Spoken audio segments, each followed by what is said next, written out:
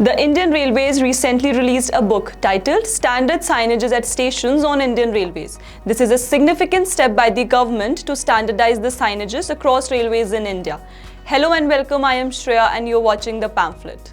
The idea behind this exercise is to create a uniform system which meets the modern standards and ensures a travelling comfort for its passengers. A thorough study of the best standardization practices across the world was conducted to come up with this standard signage book. About 1,275 stations have been selected under the Amrit Bharat Station Scheme, where this uniform signage system would be implemented. Out of these 1,275 stations, the work is in progress at 88 stations, while the tendering and planning is still in progress for the rest 1,187 stations. The cities are selected based on the location and places of tourist and pilgrimage importance. But what exactly are signages? Signages are the most visible signs and symbols to communicate certain messages for a large user population.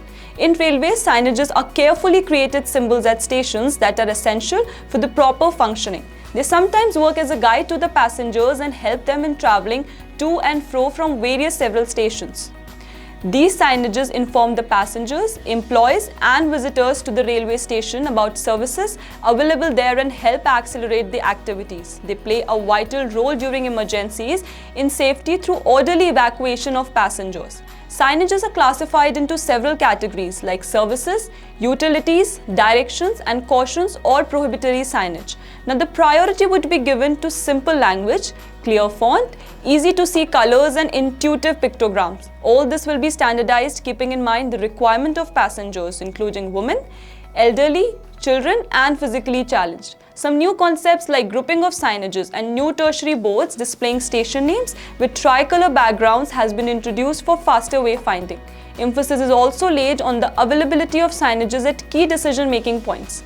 The recognition will also be given to the need for flexibility in cases of stations with strong architectural vocabulary. You must be wondering, why is it necessary for the signage to be uniform? Over the years, the signages for passenger guidance have been provided at different railway stations without following any uniform guidelines. The information provided to the passengers was often confusing owing to the lack of standardization and deployment of multiplicity of information systems. Different types of non-standard signages and commercial signboards created a chaotic and confusing situation for the railway user.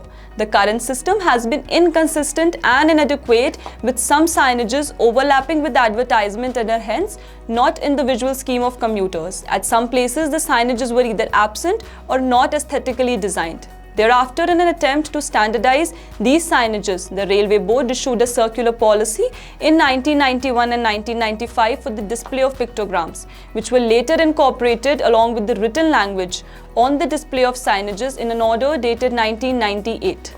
The current efforts of compiling the standard signages in a book will preserve the content and ensure that the do's and don'ts are effectively followed while framing the signages. More than 7,300 railway stations in 17 zones and 68 divisions across Indian Railways who have different styles of signages and display of name stations will now be on the same standard across the country in the coming days.